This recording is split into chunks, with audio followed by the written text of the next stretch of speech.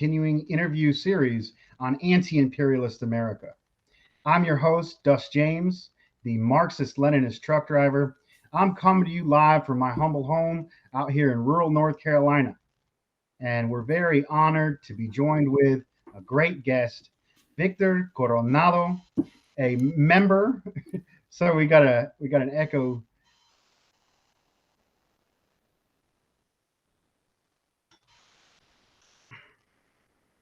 Hold up. I think the echo's on my end. There you go.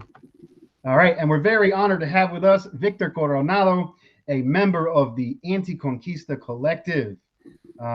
What's up, comrade? How's it going? I'm doing all right. How you doing, brother? I'm doing all right, man. Um, let's see. This is going to be more. Usually, we have more of an interview format. We're going to attempt to do a little bit of a conversation. There's been a lot of heated debate here, and on this question of third worldism and American patriotism. I'd like to call anti-imperialist American patriotism, or even new America patriotism as you know a distinction between the jingoist super patriots, as Michael Parenti would say.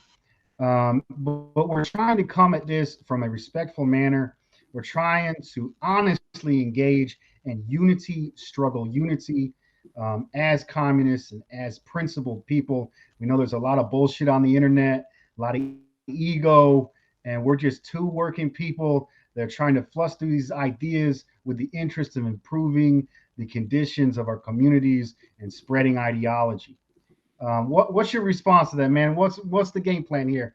How were you coming at from this? Yeah, no. So listen, first of all, I want to say that the only reason we're talking tonight is because, and I've told you this privately. I'm gonna say this here now. I like you, and I like you because, from what I can tell, you're extremely humble and modest, and you listen to other folks, and you listen to people of color. And so, while we may have these disagreements, you're extremely respectful. And I think you're extremely modest and humble. Otherwise, I probably wouldn't be talking to you. And that's not to say that I'm not interested in talking to some of let's just say some of your friends and buddies. I would, but the conversation would probably be a little bit different. Only because, again, I just feel like some of these folks who are pushing this American patriotism political line, it just come off extremely extremely smug and arrogant. And so Matt Cedillo says something on our program on Sunday. Matt said, why is it that when someone says the word patriotism, white folks feel good and we don't? I challenged one of your buddies, Caleb, and then he ended up blocking me. But I said, if you really think that this is a winning strategy, if you really think that let's test the hypothesis. And he's in New York, so he knows about all the Black Power revolutionary activists and that tendency, that tradition. I said, I'll go with you. I'm in Jersey. We got the same tendencies over here. Let's go into those urban communities where you got, revolutionary Black and brown folks, and let's test the hypothesis. Let's go to a rally, a Free Mumia rally. Let's go to some of these Black Power rallies. Some of these, I would say, let's go to, I haven't been out in the West Coast, but we could test it out there too, and try that. Bring the American flag, and and start talking to people about patriotic socialism, whatever. I know there's different iterations of it. I've seen so many of them, of the proletarian patriotism, American it's a bunch of them. But try it, test the hypothesis, and let me see how that works. So I think when white communists are talking about this proletarian patriotism, or again, what's the term that you use? Man, I like to say anti-imperialist American patriotism. Okay, anti-imperialist American patriotism. So But that's what you use. Okay. you know, So, it's a main tenet of the organization of CPI with Caleb. Any way I could respond to initially what's been said, or well, let me finish one thought. okay, go ahead. So, and then I'll let you respond. So when this term or these different iterations are used of this patriotism thing, what you white folks are really saying, and I really wish we could be intellectually honest with folks and just say, what we're really saying is that we're trying to appeal to white workers. Because I think that's what you folks are saying, but that's not what's being said. And I would prefer if white communists say, look, this is a winning strategy amongst white workers, and this is how we're going to approach white workers. We're going to use this patriotism and mix it with Marxist Leninism and communism, socialism, and this will work. I could sort of buy that, and then the white communist leadership could turn to us and say, and I say us, people, people of color, indigenous folks, and say, look, this is what works in our community, and let's try to figure something out. We'll meet you at the finish line, but like this is what works in our community. We're down with dismantling, white supremacy and colonialism, so on and so forth. But we got to do in order for us to organize white workers, we got to say this. Okay, I think that some misunderstandings already, that already happened was the strategy of proletarian. I mean, some people call it whatever, American patriotism from a proletarian anti-imperialist perspective, essentially, was never meant to go into the oppressed communities who are, that are already revolutionized or already supporting Black nationalism, already support Chicano nationalism. This is a talking point to the general masses of people. The general masses of people in the United States who are predominantly white. But if you get outside of the cities and you get outside of the more enlightened people within the African American and Chicano and Raza communities, a lot of those people support patriotism as well. I mean, I'm from North Carolina, and in high school, I was all about burn the flag down. I refused to say the stars. I refused to play the Star Spangled Banner in marching band. I had a huge bass horn. It went down. They tried to kick me out of marching band. I was the anti-American guy. So I had shirts that said anti-American, and I had Black and Chicano and Raza people coming to me and said, "What is wrong with you? What, you don't love this country? What?" I had the opposite. I would say if you go outside of more advanced circles, I mean, patriotism is more common among people of color. But I think you got something right. Patriotism is laced with racism, and this country is laced with racism. And the other, so first of all, we're not gonna Caleb's not gonna go out to Black nationalist communities and Raza nationalist communities and preach proletarian patriotism. This is the general, the masses, the general American public, the general international American public. The next thing you got to understand about Caleb Maupin is his leadership and his training came from Black nationalists. He was from a similar situation. I think he was more middle class, and he came from a rural community, and he did his organizing in Cleveland. And some of his closest allies that he learned from were, I think it was MOVE, but were essentially Black nationalists.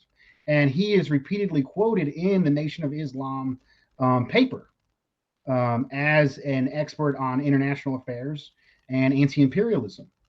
So, I mean, those are the first two misconceptions. I don't know if I answered that enough. Is there any further talk on that? Any response, man?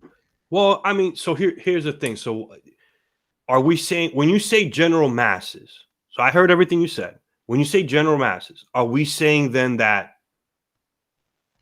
general masses equals white people? No. Okay. I'm not saying. I think that it's complicated. It's complicated because I understand from militant nationalists like my comrades at Telly Jaguar that they want everyone in their community to be nationalists like them. They see that as a betrayal. They see that as a betrayal.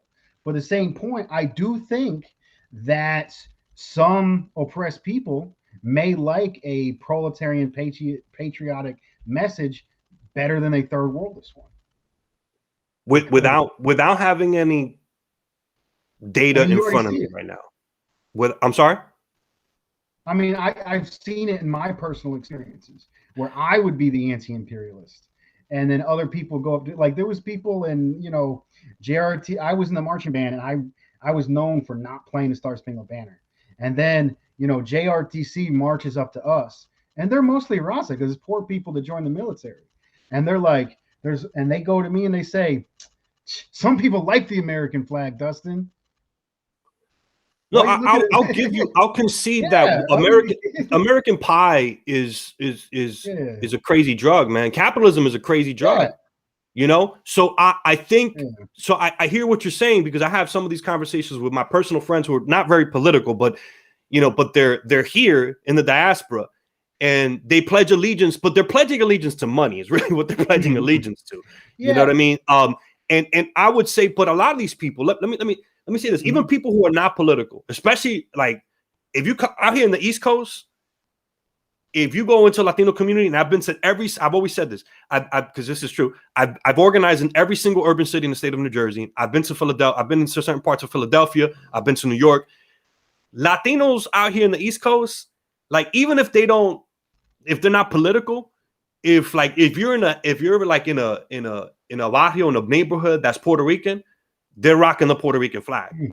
If you're in a neighborhood that's like with a bunch of Dominicans, they're rocking the Dominican flag over the American flag. If you're in a Mexican neighborhood, they're rocking that Mexican flag over that American flag. So these folks that you're talking about, these might be people who go into the military, who might have a corporate job, they're petty bourgeois. A lot of them are petty bourgeois. Like it's folks who might, like I said, they might have a nice desk job, but for like poor working class folks, if you're in a certain community, they're rocking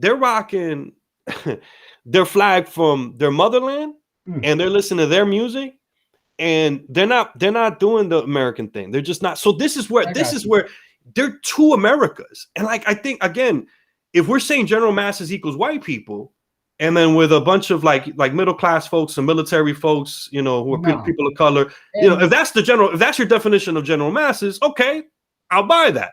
But if general masses is not including our Chicanos out in the West Coast, indigenous folks, people of color out here in the East Coast, poor oppressed people of color here in the East Coast, this is where I would say, let's test this hypothesis. I will challenge any white communist or whatever communist that's pushing this patriotic socialism thing. I will go with you. Let's go into these communities and bring your American flag, and let's start talking about this. And then let's go on a different day and let me talk to them and let me kick to them the shit that I know how to kick to them. Let me talk that street shit to them. And I'm gonna have a different type of language. And I guarantee you the responses are going to be completely different. It's just going to be different. And so again, I think I want to be clear about what we're talking about. And I think a lot of folks who are pushing this patriotic socialism thing are not being intellectually honest with a lot of folks. I got you. Well, I think the first two things is let's try to define where I'm coming from. Like, to me, patriotism is different from nationalism.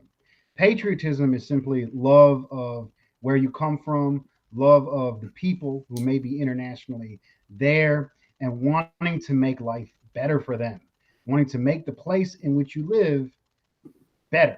That's patriotism, plain and simple. Now, nationalism, national chauvinism, that's a different thing. And there's historical examples of this. If you go to, one of my favorite examples was the 1930s and 40s Communist Party. And it's the only time we had a mass Communist Party. And patriotism was a part of it. Way forward. The communists called it the new American century. I don't remember. And they had William Z. Foster, and they had a black vice presidential candidate. And it was, the communist flag. There was a bunch of bullshit with it. you know, but it was an effective strategy in the 30s. I think when it stopped being an effective strategy, you know, with the development of the labor aristocracy after the gains that were gotten unequally. But and I want to stress that I don't think like I, there's a lot of communities that aren't as segregated as you think, like here in the cities and the East Coast, there's rural areas. Like in where I live, it's like 30, 30, 30. Like 30% Raza, 30% black, 30% white, and it's all mixed in with each other. All mixed with. And there's been points of, people like, people like Martin Luther King and people like using American patriotism to appeal to civil rights. Um, And I probably one of the best examples of a very powerful revolutionary who supported this idea of American patriotism was Paul Robeson. And Paul Robeson was, blacklisted, or, he was attacked. He wasn't allowed to perform. He lost his livelihood as a singer because of his association with the Communist Party. And he was brought before the House on Un-American Activities. And he was basically said, you need to turn in your communist buddies. And all this says, and at the end of the meeting, he's asked about a friend. He's like, this guy? Have you talked to this communist?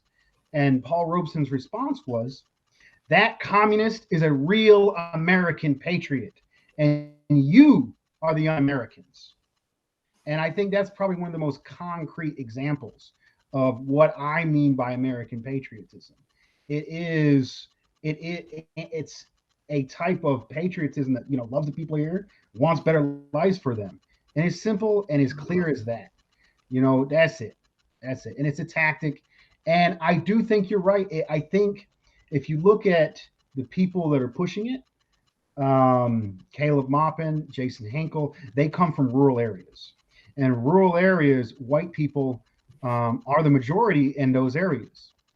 And I think those people need to be organized. Now, to say it's only universally applied to them, um, I'm not sure.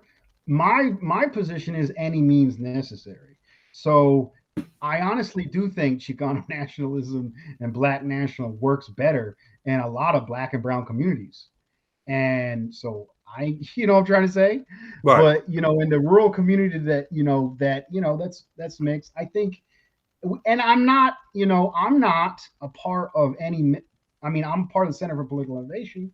That's a think tank promoting ideas. It's not. And they do outreach and speaking in New York City. It's just forming. It's just starting to form. But I think there can be a variety. I don't think there has to be a uniform. Um, there has to be a uniform approach from all the organizations. Socialism is coming to the United States, whether we like it or not, because the imperialism is unsustainable and it's falling under its own weight. Now we can have mass chaos or go into fascism or some kind of weird proto feudalism, or we can organize as much political power as possible to make a new system and a new government. And I call that a new America.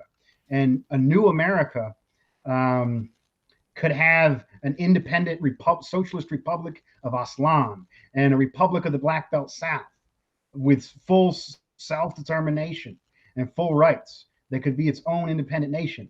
And then socialism will, I think a lot of the problem with the third worldist theory is, first of all, the labor aristocracy is in decline. If you look at the mass communist party in the 30s and 40s, there wasn't as much of a labor aristocracy.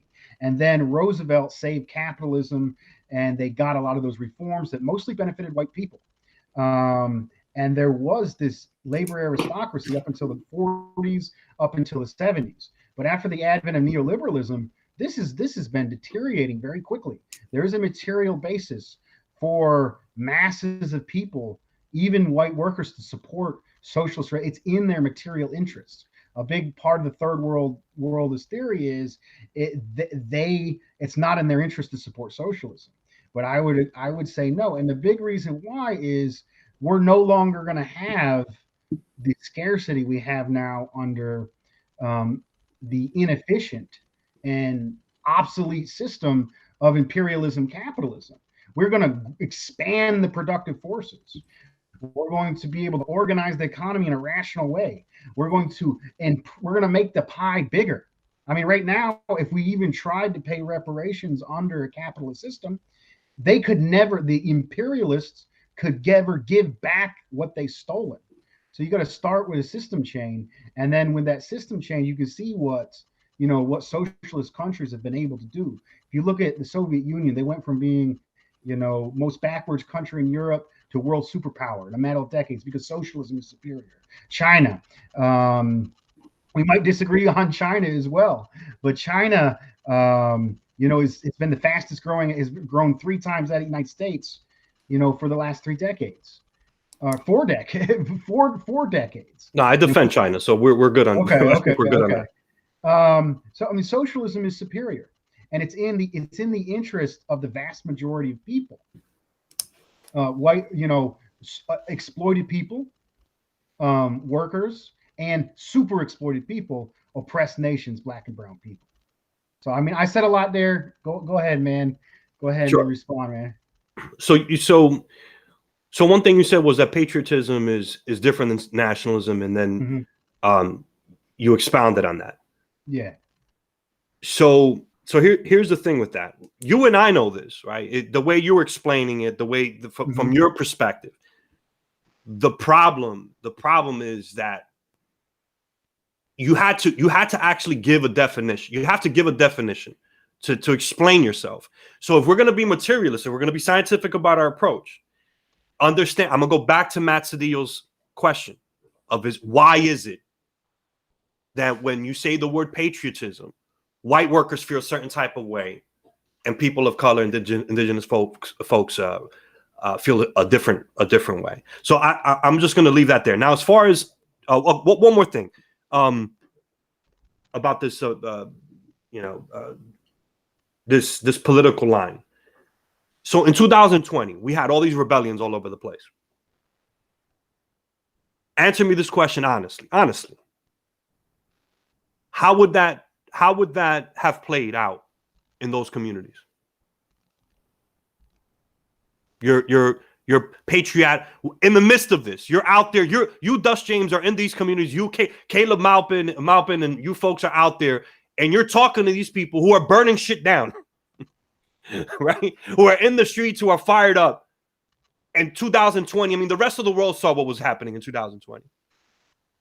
Answer me this question honestly. Okay. You're out there organizing. How would that have played with those folks? That's a very interesting question. I think I honestly What's your honest answer? I don't think bringing a mobilization that is around the national question would be beneficial to bring that message to. Like the Black Lives Matter was then there's been a shift in Black nationalism. I mean, in Black Lives Matter. When it first started out, it was more working class, and it was largely from a Black nationalist perspective. And as time goes on, and the Democrats got their NGOs in there, and they have manipulated, and they bought out the leadership and tried to funnel it into the Democratic Party. My friend Dust, I want you to answer the question honestly. You and Caleb are out there organizing while all this shit was happening in 2020. How is that going to play out? How is that patriotic socialism thing going to play out? Be honest. I don't think it would. You think it would be successful? Strategy. No, I don't think it'd be a correct strategy to go to an event around the national question with patriotic socialism. Okay. That's self. So you would give me that. Yeah, that's okay. Right. Okay, good. I support right to self-determination. Caleb supports right to self-determination. If you see people that are organizing around the national question, you're not going to impose. Are those people not part of the masses? Sure, they're part of the masses in general. You can put out a public line to the mass public, in a general space, but a space that's predominantly people organizing around the national question, that's not exactly the general public. Okay, that is a community itself. All right. So let's go back to this. I guess you made a comment here about third worldism, and give me a second. I'm just trying to gather myself. Okay, right. So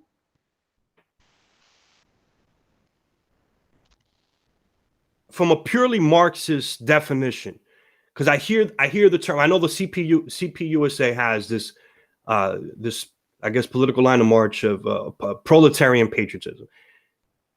Can we agree that in terms of just from a very technical standpoint, that the proletariat is part of the working class, but the working class, as far as the working class is concerned, that might not always be part of the proletarian. What I mean by that is that, yes.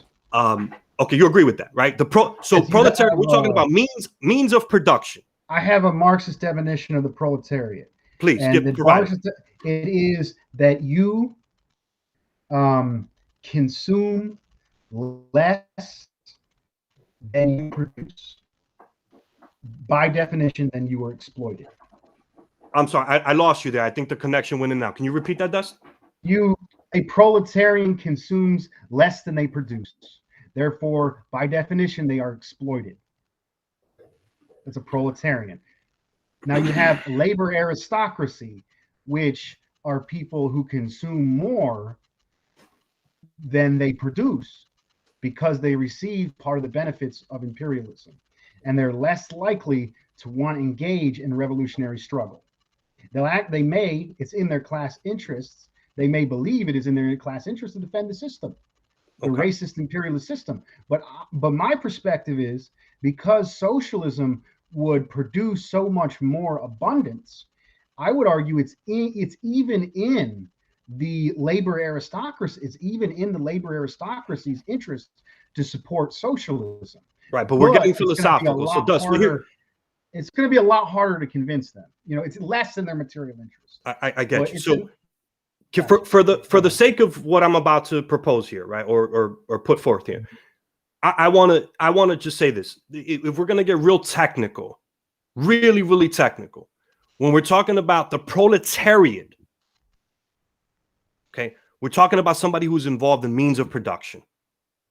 Okay, means of production, and construction, right? Construction industry, in a factory producing something. Okay?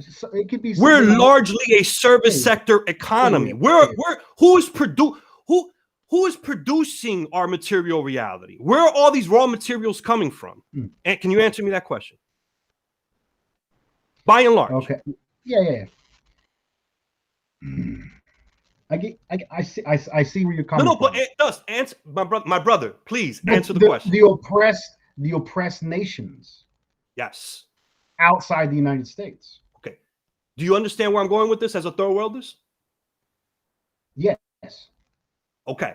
So to say that there's not a labor aristocracy, that the American, let me say something. I'm Dominican American. My parents are from the Dominican Republic. If you ask me right now, let's throw all ideology out the window, all of it right now, right? If you say to me, Victor, right, I'm in a union. I work for a public utility company. I went from being broke all my life, my entire life, on welfare, food stamps, the whole bit. If you tell me right now, Victor, where would you rather live right now? In the United States, working for a public utility company in that union, making the money that you're making, or let's throw you back in the Dominican Republic.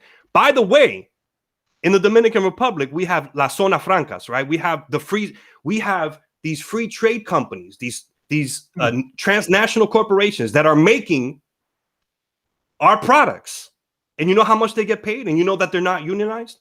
So this idea that that we're fundamentally flawed with our third worldist perspective, and that we're not benefiting from being in this country.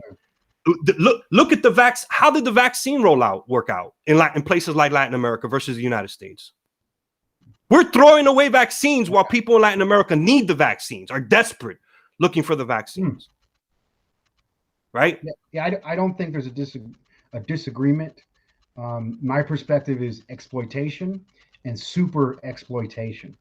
But you're a materialist, Dust, right? You're a materialist? No, yes, these are so you deal with the material world. Yeah, So can we agree that the United States is largely a service sector economy where where raw material, there are not many raw materials that the world needs, right? Or gets to make actual product, right? You need in order to make a product, a good, you need raw materials, you need labor, and you need instruments.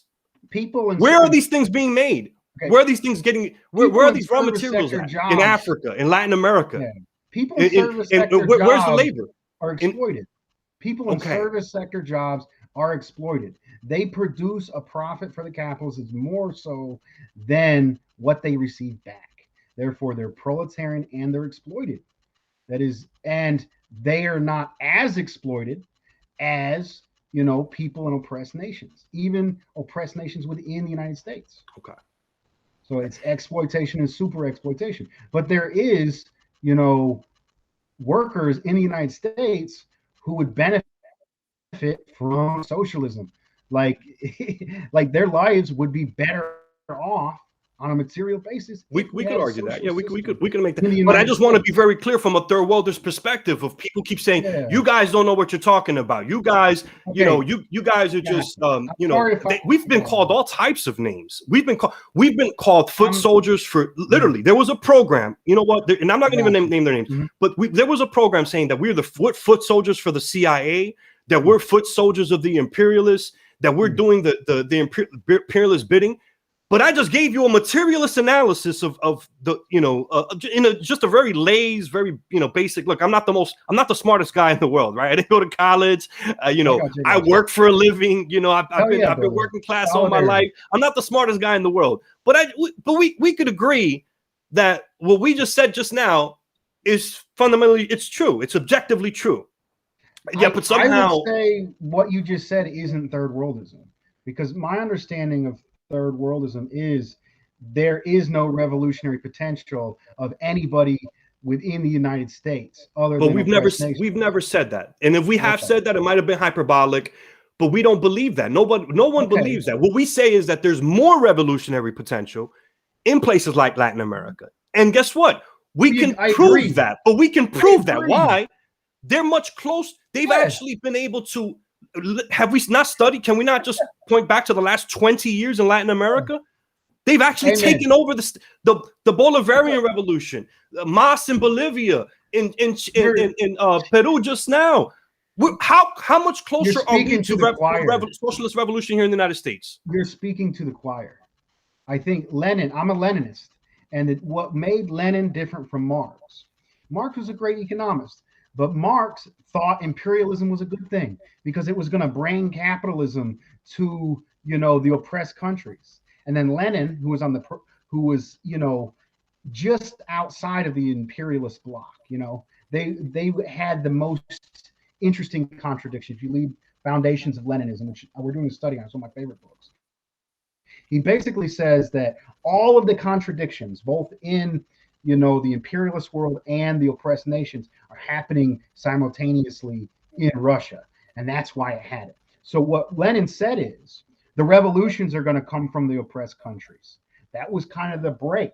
That was and it was true because imperialism hadn't developed as much under Lenin. So as a Leninist, I think that oppressed nations are leading the way forward. I think China's leading the way forward. Vietnam's leading the way forward. They're my revolutionary leadership. I take example from them. I stand in solidarity with them. We're in complete and utter agreement on this. They are leading the way forward in the revolution. And I'm the opposite, of a white supremacist. They are more superior to me because they got their act together. It's black and brown people leading the revolution. And I'm gladly stand behind their leadership. Well, Dust, do me a favor. I need your people to stop saying that we're saying. Now, I don't know if they're talking about, there's some guy. Who's the guy in Canada?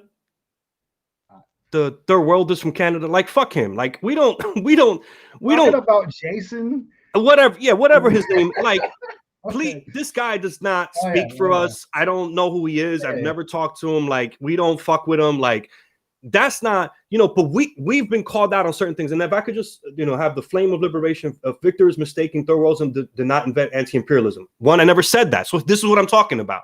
When did the flame of liberation, did I say that? I did not. Thus, did I say that? No. Okay, I didn't say that. Marxism and Leninism is anti-imperialism. Yes, I agree with that. The dispute isn't on imperialism. Third worldism is wrong because it ignores class struggle in the first world. When did I say that?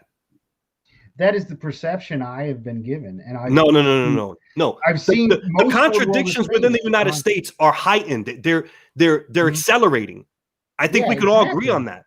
Exactly. So there's more material basis for solidarity than ever before. I agree with you, brother. I agree with you. What? Okay, I guess we're having I guess we just put different labels on ourselves with almost. No. But this is the problem that people are saying that we're saying something that, but we're not saying that. Where are we different? Where exactly? How do we differ? Other than I support a certain tactic, which you said you might support within mostly white communities. Absolutely. I think if we had an intellectually honest conversation about that, I think that I would be supportive of that, with the condition that here's what we worry about. And here's what I see from the white communists. And I'm gonna just say it. I don't see this from you, and this is why I'm talking to you first. Is that just historically and just everywhere, white people always want to be in charge of something.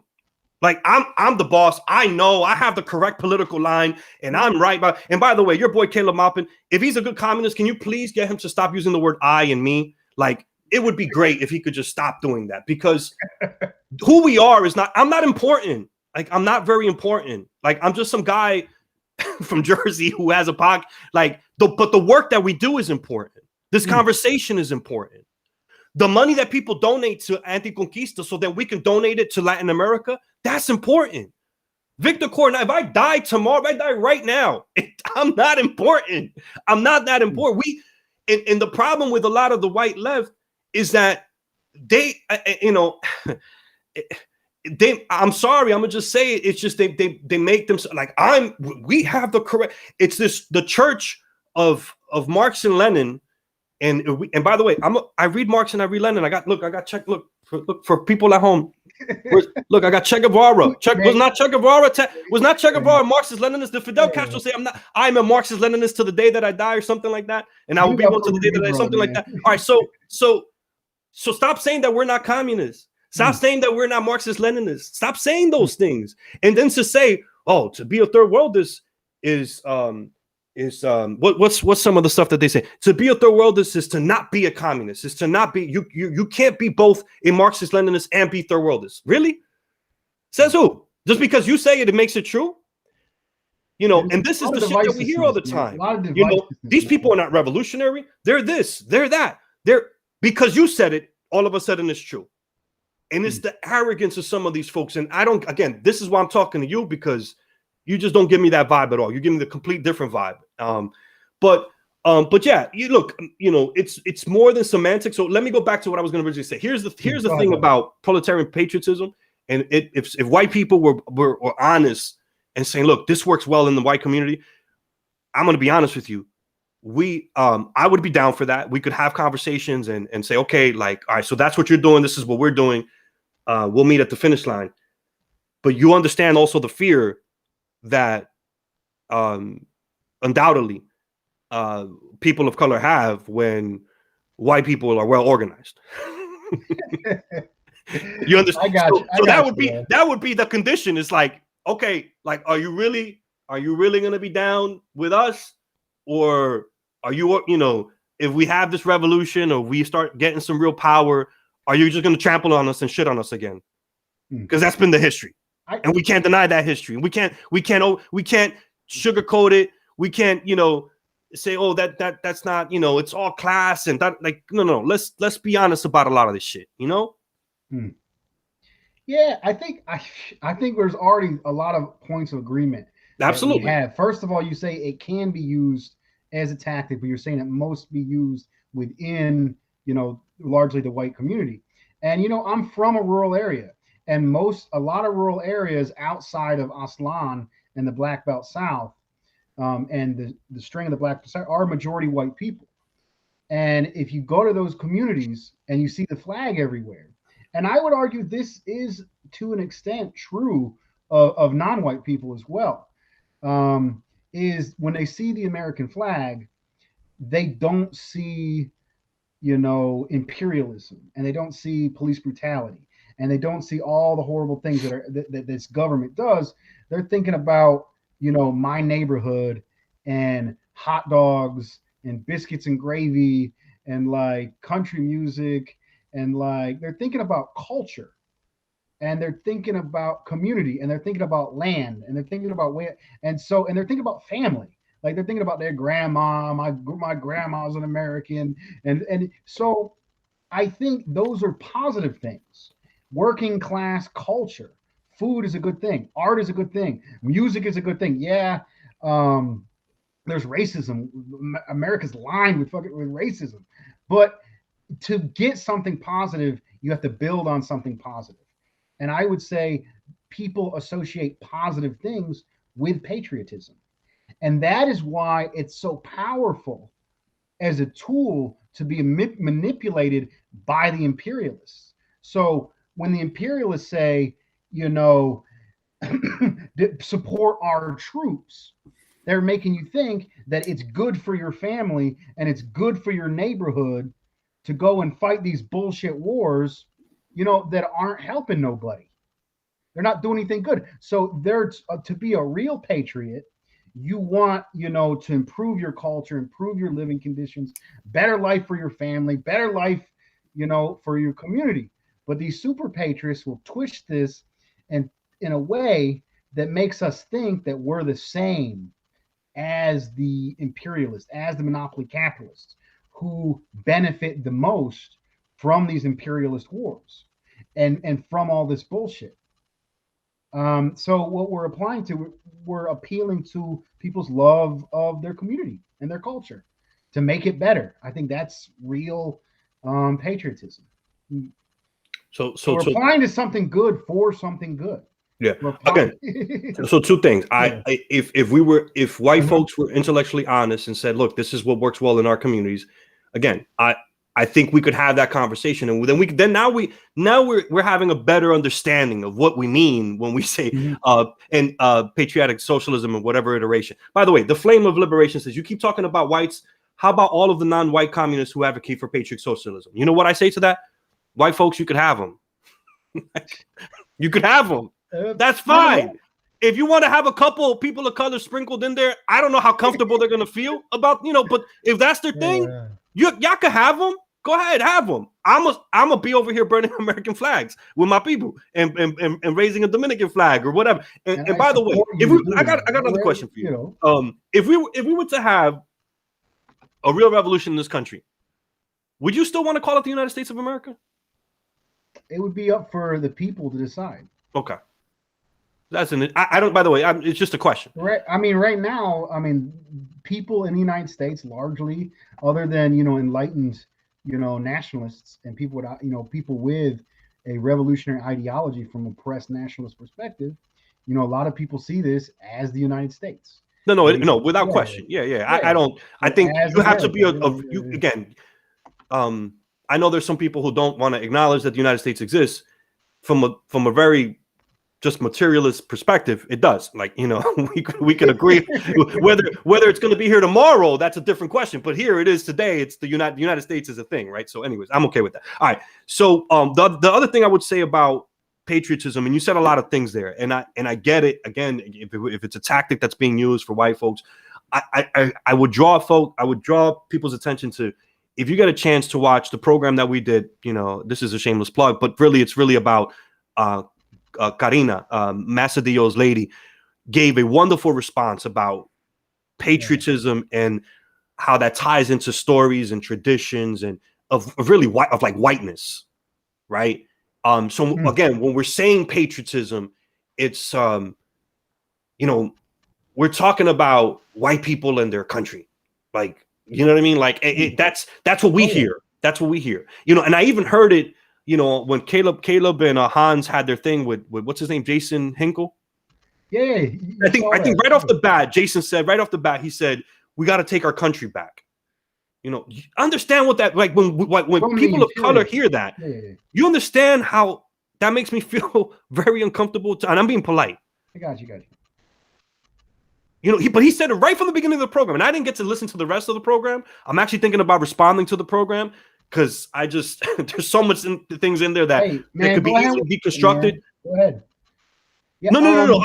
I don't mean right now. I'm saying, you know, like again, I haven't listened to the whole thing, so I listened to parts of it. I literally had to stop because it was giving me a headache. But I'm going to listen to the whole thing. I want to listen to the whole thing, and I probably will respond at some point. I'm thinking about it. But you know, I just heard a lot of stuff there that just was like, you know, it was just wow. But look, you know, I don't know where else you want to go with this, but I you know, I think we have more things in common than we don't. This isn't a question of I really don't think it's a question of semantics. I've said this before. We've said this before. We think this is intentional on the part of not you per se, but a lot of white communists. There's a, and this again, this is our fear. This is our apprehension. To be very polite, is that when we hear white communists talk about, you know, American patriotism, patriotic socialism, again, whatever iteration of that, it's, you know, and you know, when Jason Hinkle starts the program saying we got to take our country back, like we just hear, well, this is white folks, you know, being white again, you know, like this is white folks just, you know, what like we hear this stuff and we're afraid. We're like, well, what does this mean? Like, you know, like we think we know what it means because we, you know, given our history and stuff like that. But you know, but listen, I'll say another thing and then I'll stop. I'm glad that we're having this conversation. I'm glad we're having this conversation because I think this might be out of all the different things that I've seen out there and stuff like that. This is, first of all, have we had has anyone put together a program where we didn't look at this as a debate. We wanted to have a conversation. This is a conversation, but this might be the best, you know, and kudos to you. I'm not a very smart guy, but this might be the best conversation around these two opposing perspectives. I don't see any. I don't think they conflict. You don't think that what? I don't think these two perspectives. I don't think they conflict at all. They do, but I think I do. That's why we're talking about it. That's why we're talking about it. I mean, if you want to see a non-white person promote American patriotism in the current day and age, I recommend watching the 2008 speech of the Green Party candidate Cynthia McKinney, where she uses the exact line, "Take our country back." This is a black woman who's running on the Green Party, and she says, "We got to take our country back from the imperialists," and that's essentially. When did we ever have it though? Like, what is this? I don't know what "take the country back" means. I really don't understand. I honestly don't agree. I've heard racist white people in Jersey say, you know, the good old days. Basically, what I'm gonna just say, when niggers and spicks weren't around, is basically what they're saying, right? Like that's what they're saying, and it's offensive to me when I hear white folks say that. This neighborhood used to be so different because, you know, they won't necessarily come out and say it, but that's what they're saying.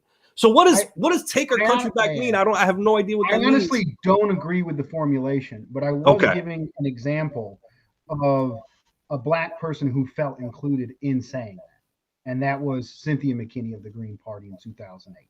And it's an epic speech if you want to go get it. And you know, it's not from a Marxist-Leninist perspective. I don't know. But my thing is, like, I'm a Marxist-Leninist, but not every group I'm going to work with, and every group that's going to do the power building is going to be, you know, outly Marxist-Leninists. You know, depending on the level of, you know, anti-communism or whatever the whatever the hell it is. I'm with you. Yeah, I'm with you. That's why you form mass groups, and those mass groups, you know, make independent democratic decisions where the people are at, and then communists within those organizations, you know, try to push it towards the material question, right, to challenge the enemy, to challenge the capitalist system. I'm with that.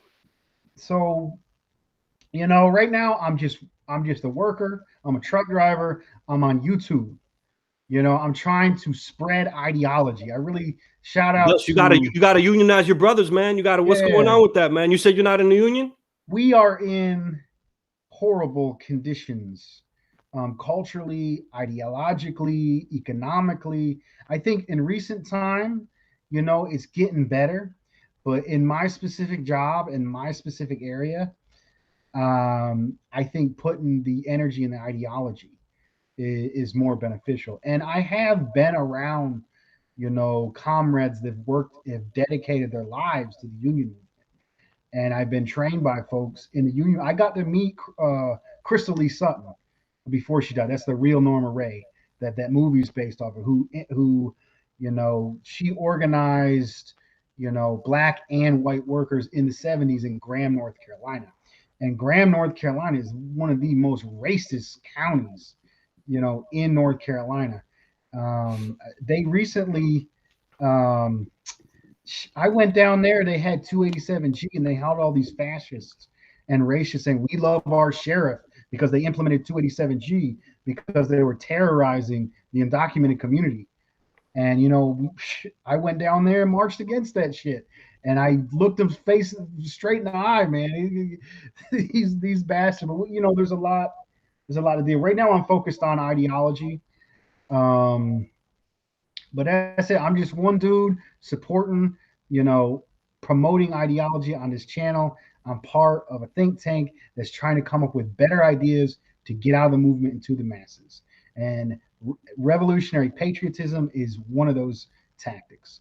And we also have a 4-point plan, um, which I could go over, which I think we would be in agreement in on is, and it's essentially we can make demands on politicians in the current system, which they can't do, which will revolutionize the people. And I think the main demand is nationalize the banks because the banks are the main enemy. The private banks are the basis of monopoly capitalism, and that's what stems the wars. And then you got economic bill of rights, housing, like just basically the 14 pain points of the Panthers. Essentially, on top of that, and another thing is the nationalization of the main resources. Because my problem with a lot of the sheepdogs, I call them sheepdogs, imperialists, sock dems, is the stuff that they're advocating, healthcare, housing, and education. The reason why we don't have all that, a lot of it has to do with the poverty draft, and a lot of it has to do with the only way we're going to get those things under the current system is sharing the imperialist exploitation. We have to move on to a more advanced system that can create more resources. We have to rationally plan the economy. We need a socialist system. It's a more advanced system. What do you have in that in that plan there about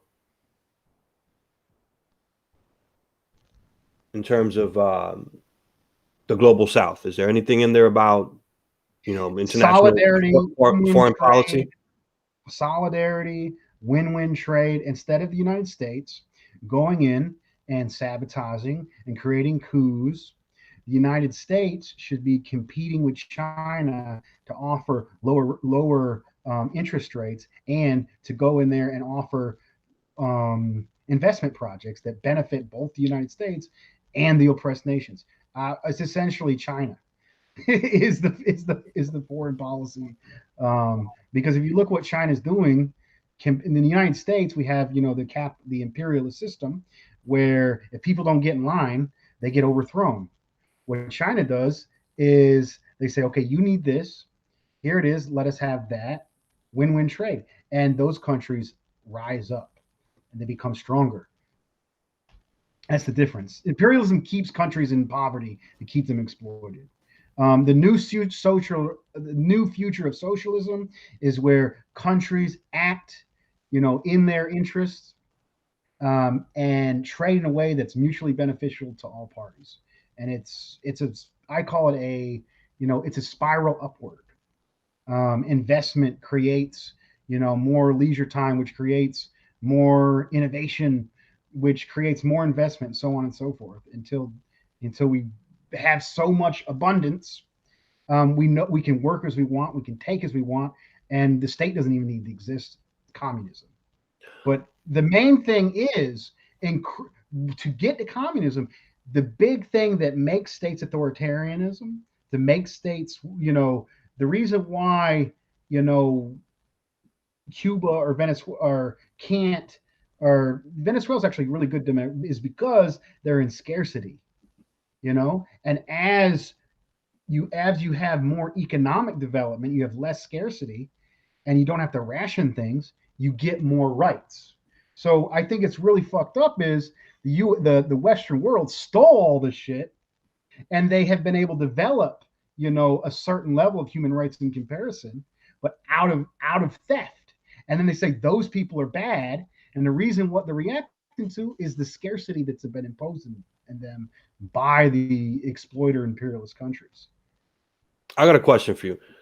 Mm-hmm. So I always hear communists, especially especially on now with the social media and YouTube and all that stuff, like, talking about organize the masses. We need a revolution. We need, like, do we do this? How? Like, through electoral politics? Is the revolution going to be violent? What's the, because I've seen more and more people talk about this recently, just like, like this question of, and so I pose this question now. A couple things. we see what's been happening in Latin America over the last 20 years, and Fidel Castro gave speeches plenty of times all over Latin America saying that we had our revolution, your revolution is going to look a little different. And I spent time organizing the Dominican Republic. A lot of mothers were tired, like a lot of revolutionaries, like young guys, mostly young men, gave their lives to revolutionary armed struggle. And I could take you, if we ever get the opportunity to go to the Dominican Republic, I'll take you to the Dominican Republic. Thus, I'll take you to a spot called Navarrete. Navarrete in the Dominican Republic has a long history of revolutionary armed struggle.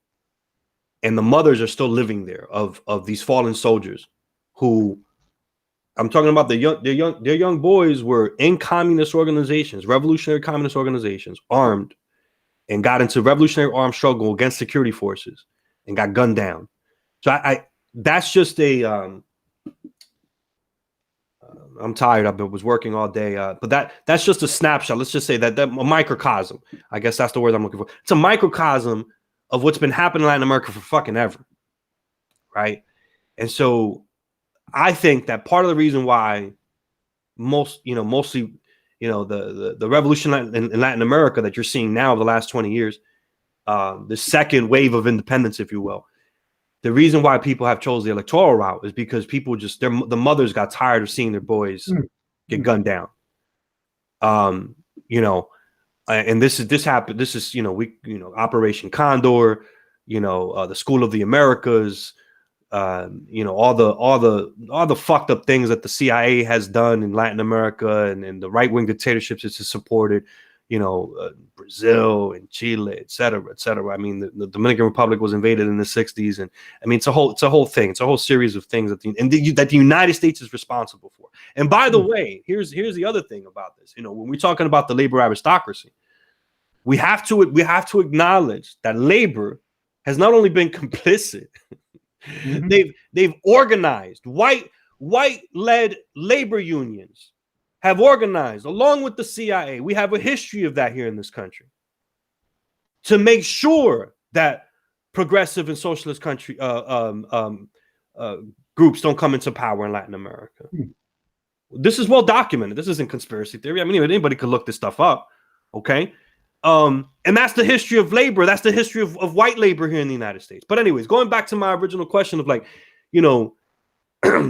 some have accused, and I don't know, accuse is not the right word because that's not fair. So there's some who say the only way to have a real revolution here in this country is it's got to be a violent revolution. And I say that's one option for sure. For sure. Yeah. It's probably the most ideal. By the way, it's the most ideal, to be honest, if we're going to be honest, and I know we got to be careful. We're on YouTube and everything like that, but all over Latin America, it's probably ideal to have a violent revolution because it's, you destroy the capitalist ruling class, and you remove that class, and el dominicano dice, Dominican say, quítate a ti para ponerme yo, and I take you out to put me in, and that's what we're all trying to do. If we're going to be honest with ourselves, this is a question of power. Who has it, who doesn't, right? Marxist Leninists, we want it. We want to be able to take over the state. So just this is a very long-winded way of saying, how the fuck do we do it? Okay, so I can go over a history of revolutions, even revolutions that were violent. The organizers never advocated a violent revolution to the masses. None of them. If you look at the Russian Revolution, they're saying to the masses, peace, land, and bread. And they worked with the bourgeoisie. And then what happened was, I think there was an event where the dual government between, the more capitalist forces and the Bolsheviks was under attack. And then the Soviets, rose up to defend against the people they were attacking. And then, and the bourgeois people they just kind of like, whatever. And then the Soviets took power. So it was a defensive measure.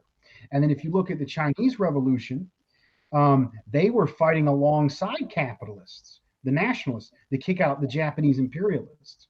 And it was ultimately seeing that the communists were better organized and, against the Japanese out of defense, they became powerful enough through a defensive fight.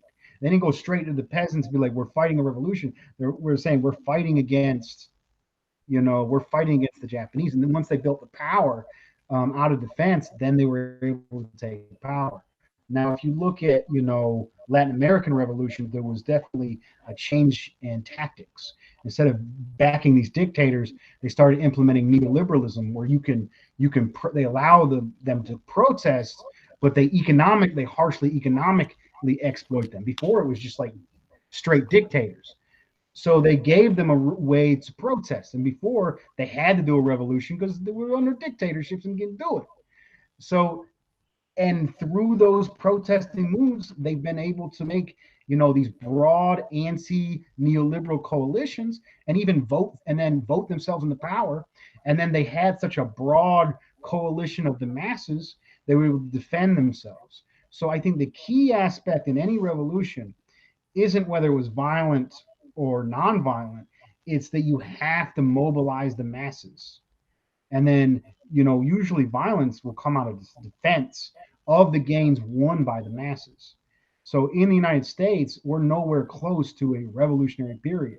So I think the correct strategy currently is not. Can you repeat? Hold on. Can you repeat what you just said right now? What I'm saying is. Oh, no, Dust. Don't do that to me. Don't do that to me. Repeat what you just said right now. Repeat what you just said right now. We're not advocating a violent revolution. No. But before, no. That's fine. That's fine. Go ahead. Continue. The key thing is mobilizing the masses and building that. But what is that? I keep hearing that mobilize. You've seen it happen in Bolivia. You've seen it happen in Venezuela. I recently did a good show with Coronado and with my comrade O'Driscoll, O'Driscoll, who's half Irish and half Bolivian, but he's a Bolivian citizen.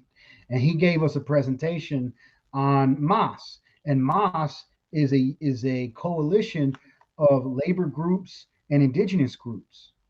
And this is the trend throughout all of Latin America. And this is the trend in Mexico.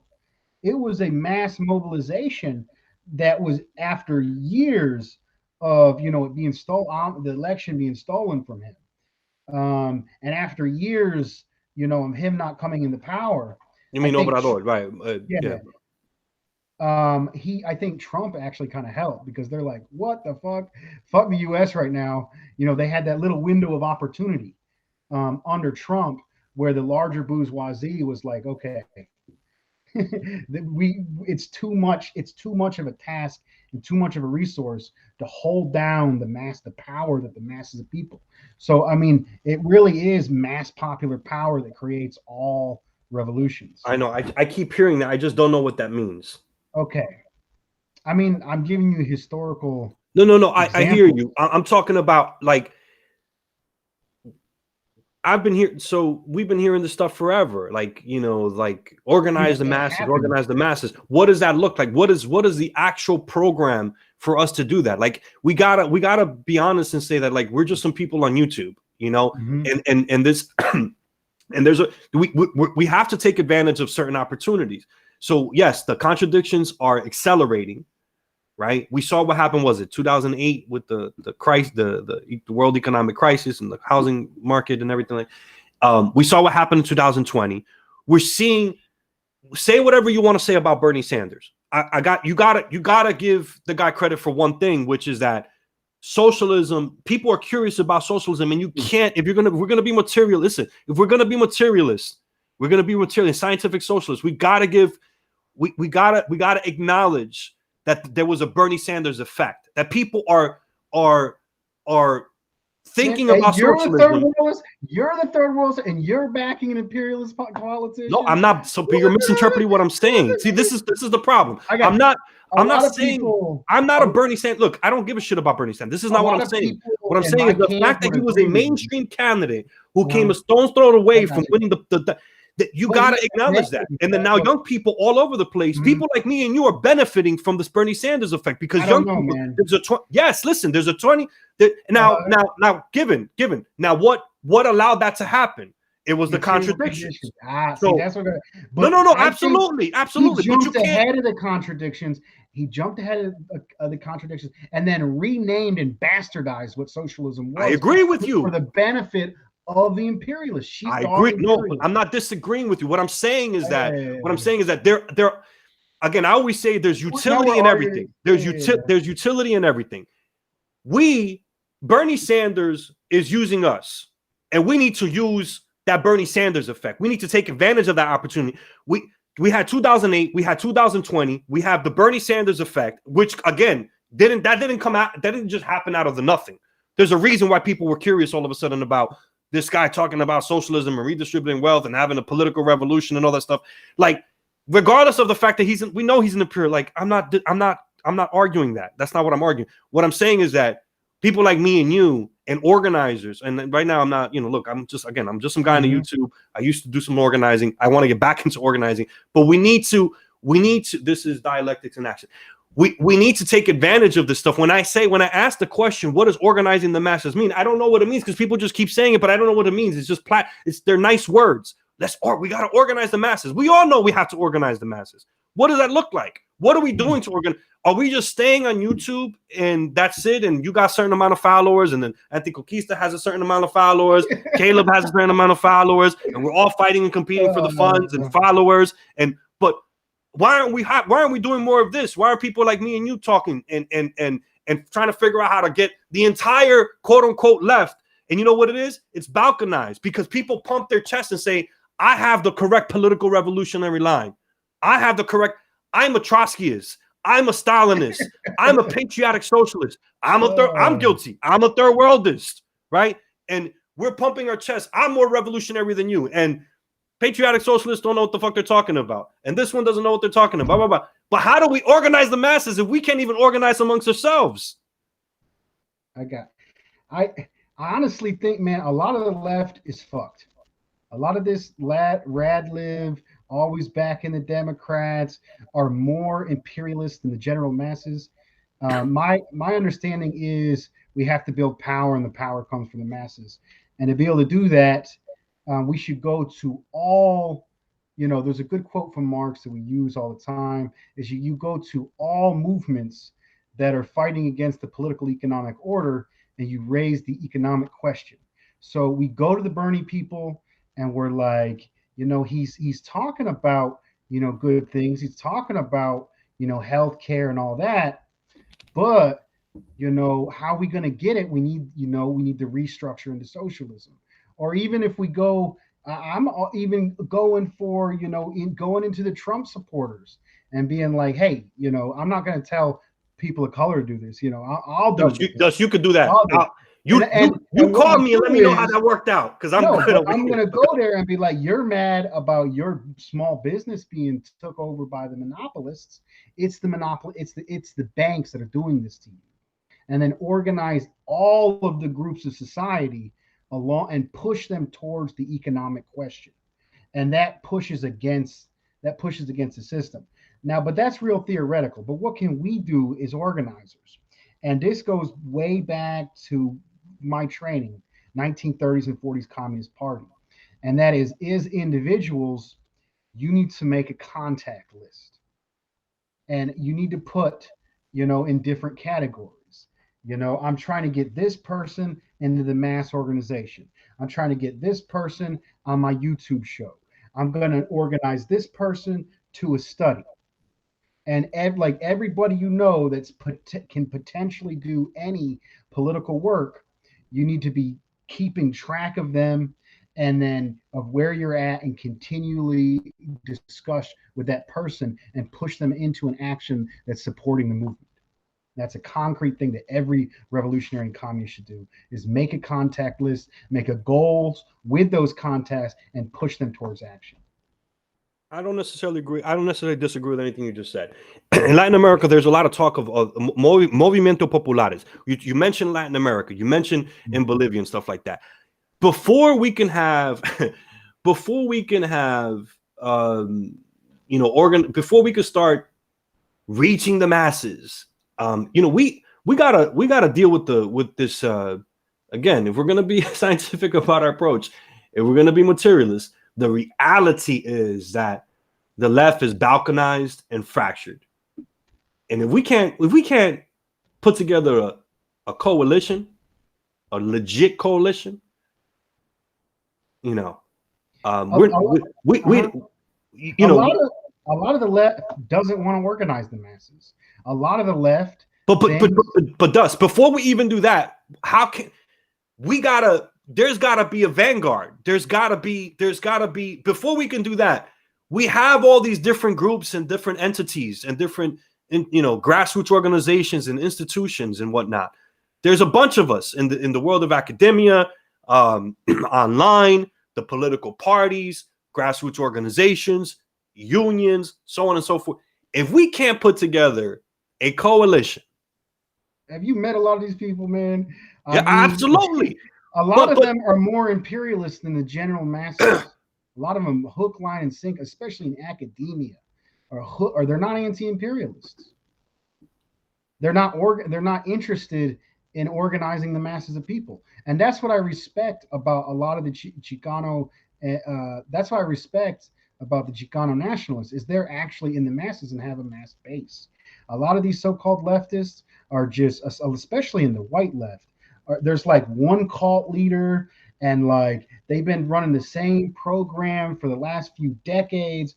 And I say, fuck them. Go to the masses and build power ourselves. I'm not big on left unity, and I think that's a lot of problem with maybe more so this other person that you talked about. I'm not going to mention their name, but a lot of white third worldists.